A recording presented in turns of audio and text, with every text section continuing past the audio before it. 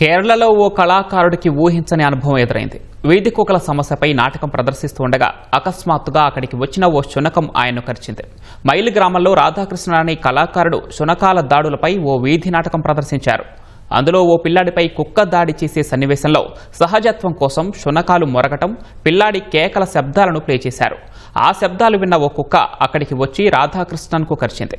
వెంటనే అక్కడి వారు దాన్ని తరిమేశారు. అయినప్పటికీ ఆయన అలాగే 15 నిమిషాల పాటు మిగిలిన నాటకాన్ని పూర్తి చేశారు. అనంతరం ఆసుపత్రికి వెళ్లి చికిత్స చేయించుకున్నారు.